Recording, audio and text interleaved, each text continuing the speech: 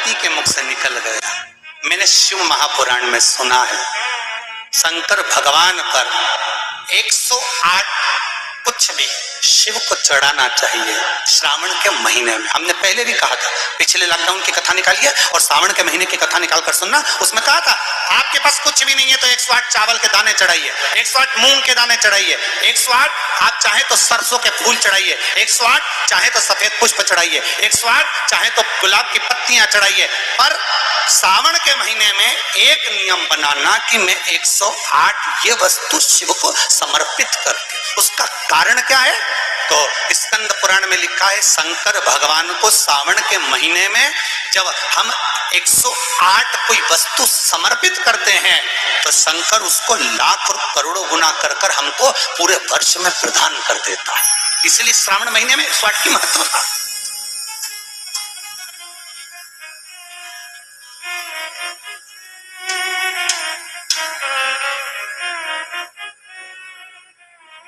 बाबा से विनय निवेदन, उसके चरणों का स्मरण। भोला सब दुख काटो मारा, ओ भोला सब दुख काटो मारा, ओ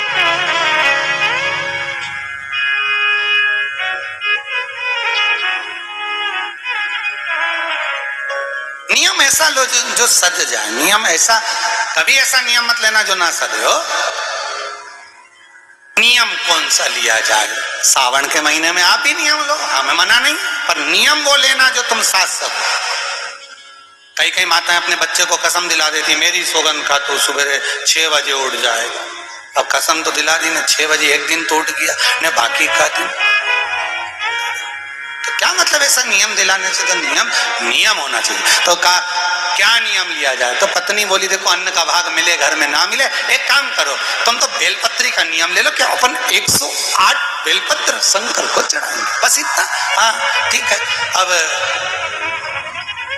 बहुत पैसे वाले हो गए ना तो तुम्हारे यहाँ कोई बेलपत्री तोड़ के भी दे जाएगा, थोड़ा धन मिल जाएगा, दे जाएगा। धीरे धीरे धीरे धीरे बेलपत्र का नियम लिया। एक वृक्ष से बेलपत्र लेकर आते और उस बेलपत्र को लाकर शिव जी को चढ़ा देते। निकलते निकलते कम से कम 25 दिन निकल गए, नियम पूरा चलता रहा। 26वां दिन आ गया, नियम पूरा चलता रहा। 27वां दिन आ गया, श्रावण के महीने का 27वां जब दिन आया तब माली ने बेलपत्र तो उतार ली। जो बेलपत्र के वृक्ष का माली था, वृक्ष का जो माली होता है, उसने चिल्ला दिया बेलपत्र अब मत ले जाना, फ्री की मिल रही है तोड़ तोड़ के ले जा रहा हूं, अब मत ले जाना, बिल्कुल भी नहीं, कीमत दीजिए उसकी।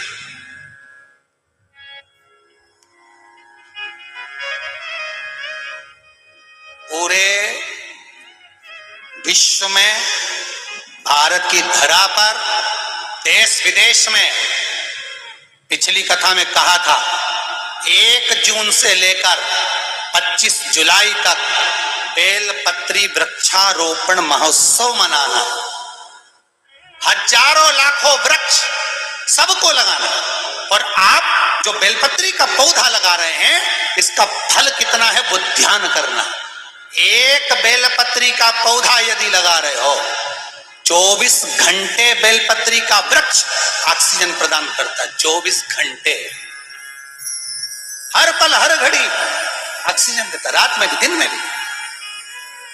और बेलपत्री का पत्ता अगर टूटेगा, टूट कर कहीं जाएगा तो कहां जाएगा? शंकर के चरणों में, शिव के ऊपर। और बेलपत्री का फल अगर टूटा, उसमें से कुछ भाग निकला, तो बेलपत्री के फल में वो आनंद है कि बेलपत्री का पीले का गुर्दा किसी के मुख में चले जाता है तो कई रात्रि तक उसके हृदय में, चित्त में शिव समाया रहता है। और अगर वो मर भी गया तो शंकर के धाम चले जाता है। बेलपत्री के फल में वो आनंद छुपा हुआ। महाराज एक नियम बनाया उन्होंने, बेलपत्री का पौधा, बेलपत्री की पत्ती को तोड़ते शिव जी को ले जाके समर्पित करते। अब 27 दिन हो गए, वो चिल्ला दिया, माली ने कहा इसका पैसा दीजिए, अगर आपको तोड़ना है तो पैसा देना पड़ेगा। अब इसके पास धन होता तो अन्न का भाग नहीं कर लेता, 108 अन्न के दाने नहीं चढ़ा देता, पर है ही नहीं, कुछ हो तो चढ़ाए नहीं। 28वां दिन, 28वां, बगीचे के मालिक ने मना कर दिया। बगीचे का मालिक मना कर देता नहीं। अब 28वां, दोनों बेलपत्री के वृक्ष के सामने से निकल कर जा रहे हैं और बेलपत्री के वृक्ष के सामने से निकल कर जाते जाते आंख में अश्रु भरे हैं। बेलपत्री के वृक्ष को देखकर हाथ जोड़कर कहते हैं शंभु, शंकर। शंभु का मतलब क्या है? ये शंभु जो है ना, ये संबोधन बदला गया, नहीं तो स्वयंभू था। शिव स्वयंभू, अपन कहते शिव शंभु, संबोधन है स्वयंभू। स्वयंभू का मतलब है अपने आप प्रकट हुआ, पैदा नहीं हुआ, जन्म नहीं लिया और ना मरेगा, वो स्वयंभू है, स्वयं प्रगटा है। कृपा दया कर। 28वां दिन, 28, 29, 30, 3 दिन की बात है बाबा, बेलपत्री नहीं मिल रही। बाबा की कृपा देखिए, जो नियम बनवाता है वही नियम को पूरा करवाता है। नियम को पूरा करने वाला कोई दूसरा नहीं होता। एकादशी का व्रत आपने उठाया और वो व्रत करवाएगा कौन? भगवान। सोमवार बनाओ नियम, बना लिया नियम बेलपत्री का भी, 3 दिन बचे, अब क्या करें? जा रहे थे, जाते जाते इतने में स्वयं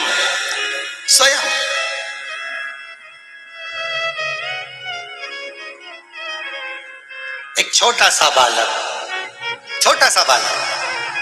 बेलपत्री की पत्तियों को अपनी झोली में भरकर लाया और बालक कहता है माँ, ओ माँ, ले आओ ये बेलपत्री। आप रोज मंदिर जाती हो ना, मैंने आपको देखा था मंदिर जाते हुए, आप बेलपत्र चढ़ाती हो ना, मैंने आपको देखा था। मैंने मन में सोचा एक बार मैं भी बेलपत्र चढ़ाऊं, पर मेरी माँ मुझे जाने नहीं देती ना, इसलिए मैं बेलपत्र आपको दे देता हूं। आप ये बेलपत्र शिव को समर्पित करो।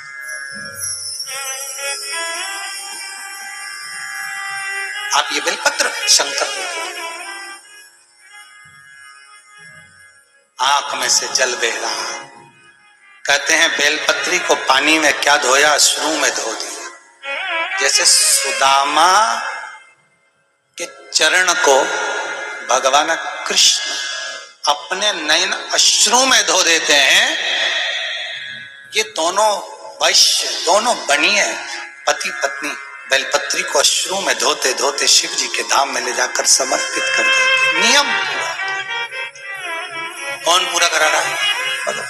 समय आया, दूसरा दिन फिर आ गया, 29वां दिन था, 2 दिन और बचे थे। शंकर जी को लगा क्या करा जाए। भगवान शंकर ने पार्वती से कहा, पार्वती आज तुझे जाना चाहिए, कल गणेश गया था, आज तू जा। ये अपने परिवार की जवाबदारी है। जब कोई अपना व्यक्ति अपने घर में आता है तो उसको निभाना अपना फर्ज है। आपके घर में कोई आएगा तो गद्दा कौन लगाएगा? आपको लगाना है। तकिया किसको देना है? आपको देना है। चादर किसको देना है? आपको देना है। कम्बल किसको देना है? आपको देना है। भोजन किसको कराना है? आपको कराना है। अगर कोई अपने मंदिर में आ रहा है और बेलपत्री का उसका नियम है तो नियम कराए तो उसको निभाना भी तुम्हें पड़ेगा। भाई 4 मेहमानों में से 3 तो रोटी खा रहे और एक व्यक्ति की एकादशी का व्रत है, वो नहीं खा रहा, तो खिचड़ी कौन बनाएगा?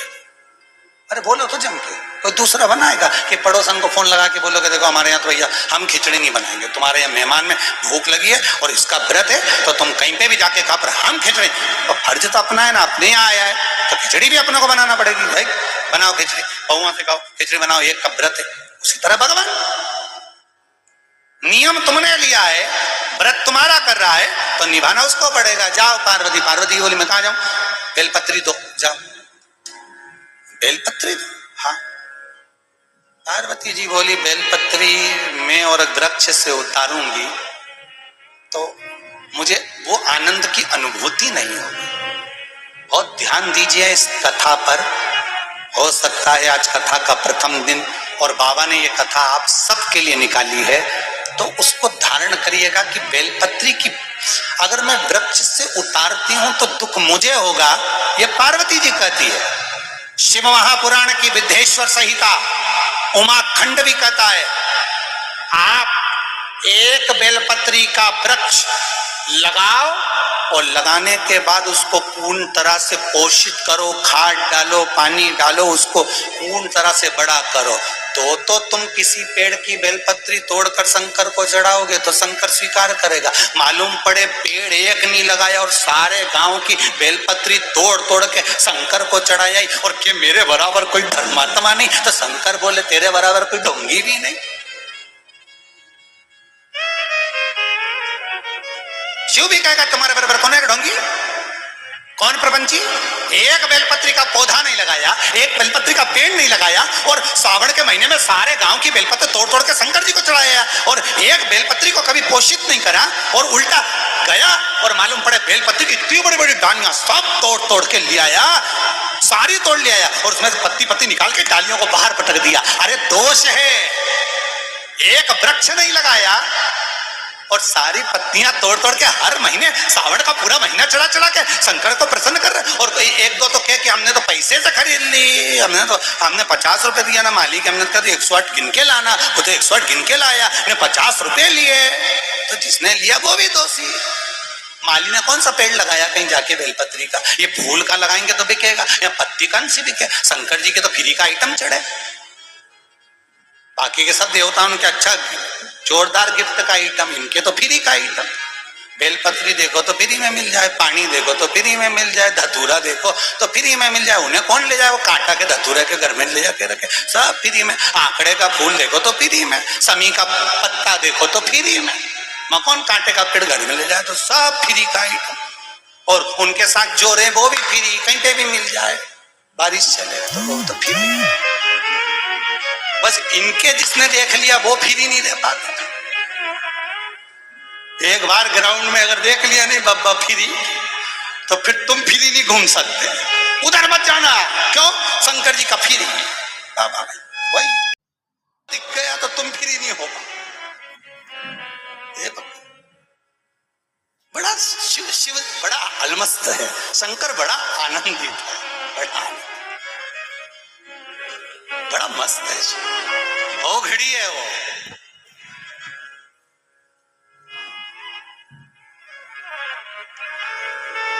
वो घड़ी है।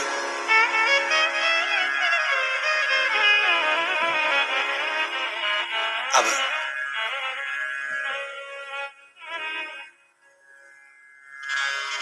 जाओ पार्वती, तुम जाओ। पार्वती जी बोली मैं तोड़ूंगी बेलपत्र, उतारूंगी, मुझे दोष लगेगा, श्रेष्ठता नहीं होगी मेरी, मैं कैसे जाऊं। शिव बोले नहीं ऐसा नहीं है, आप जाओ, बेलपत्र ऐसा हो तो मेरी ही उतार कर चढ़ा जाओ, जाओ उठाओ और देखकर आओ।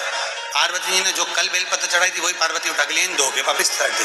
पार्वती जी ने बुढ़िया का रूप रखा, बूढ़ी का रूप रखकर एक जगह पर पार्वती जी सुंदर वस्त्र पहनकर बैठ गई और जाते जाते पथिकों को रोक रही हैं। पार्वती जी रोक रही हैं पथिकों को, ए भैया रुको, ए भैया रुको, सावन का महीना चल रहा है, बेलपत्र ले जाओ। और कोई बेलपत्र लेने को तैयार नहीं, कोई नहीं ले रहा। ये दोनों जा रहे थे, इन्होंने कहा माँ क्या बात है। माँ कहती है मेरे पाँव में तकलीफ है, मैं जा नहीं सकती, ये बेलपत्र आप ले जाओ। शिव महापुराण की कथा कहती है कोई महाकाल जा रहा है, कोई सोमेश्वर जा रहा है, कोई मल्लिकार्जुन जा रहा है, कोई काशी जा रहा है, कोई विश्वनाथ जा रहा है, कोई केदारनाथ जा रहा है।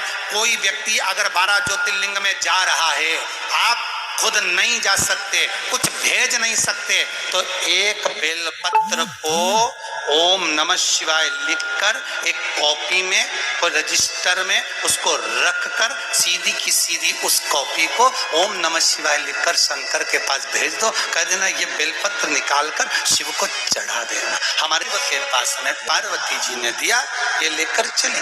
पार्वती जी ने जो दिया था वो शंकर जी को समर्पित करा। नियम इन्होंने लिया था, पूरा शिव जी ने किया। 30वां दिन बेलपत्री नहीं मिली, सावन आने दो, बेलपत्री के वृक्षों में पत्तियां मिलना बंद हो जाती, बहुत सारे लोग धर्मात्मा इकट्ठे हो जाते। निवेदन है उतनी ही तोड़ना वृक्ष से जितनी आपने लगाई हो, जितनी आपने लगाई। अरे सीधा सीधा बात है भाई, फल उतना ही मिलता है। वो कहे ना, अब 30वां दिन शिव जी का नाम लेकर घर से निकल गए, वृक्ष पर से पत्ती आने नहीं है। पार्वती जी ने शंकर जी से कहा, गणेश जी चले गए, मैं भी चली गई, कार्तिकेय रुष्ट चली गई, कार्तिकेय रुष्ट होके श्री सेलम में बैठे, अब तुम ही बचे हो। बहुत अच्छा परिवार है शंकर पार्वती का, इनके जैसा परिवार दुनिया में किसी का नहीं होगा। गले में सांप, बेटे नंदी पे, बाजू में कार्तिकेय के मोर, पार्वती बेटी शेर पे, गणेश जी चूहे पे, सब एक दूसरे के दुश्मन। उसके बाद भी कितनी शांति से आराम से रह गए कि तुम तो जब फ्री हो जाओ घर से लोटा भर के पानी लिया, चढ़ा के चले जाओ। शंकर जी अलमस्त बैठे, पार्वती जी हाथ जोड़ के बैठी कि इन्हीं पे चढ़ाना, हमारे कपड़े गीले करके मत जाओ। कितना मस्त परिवार, उनके जैसा कोई परिवार अलमस्त है।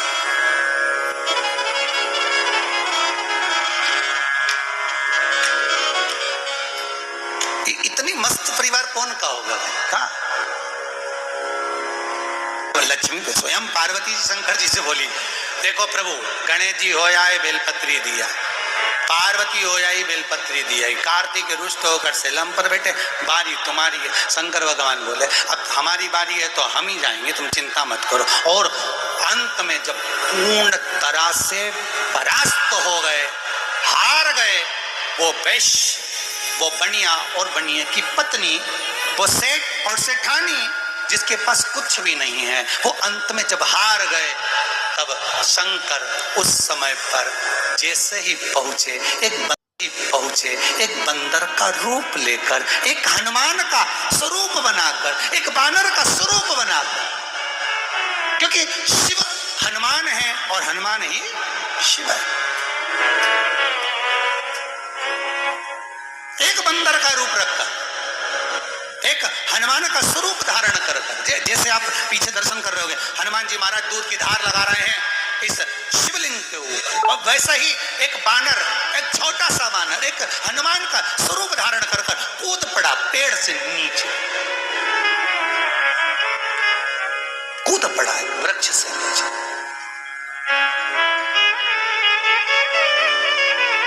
और पवन तनय संकट हरन मंगल मूर्ति दो,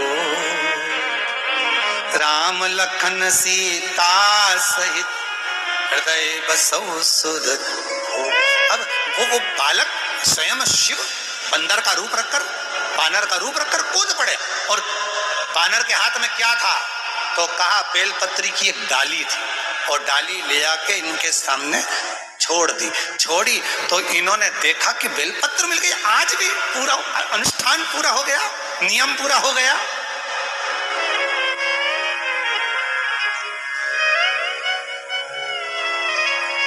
अनुष्ठान पूरा, नियम पूरा।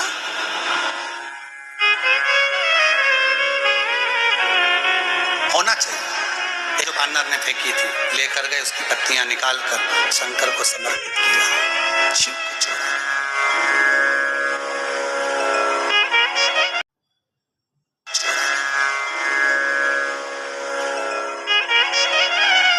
शंकर को दिया गया, शंभू आंख से अश्रु बह रहे थे। शिव पुराण कहती है, जिस शिवलिंग की इन्होंने आराधना करी थी, उस शिवलिंग में से शंकर प्रकट हो गया। आज शिव प्रकट हो गया। जैसे उज्जैन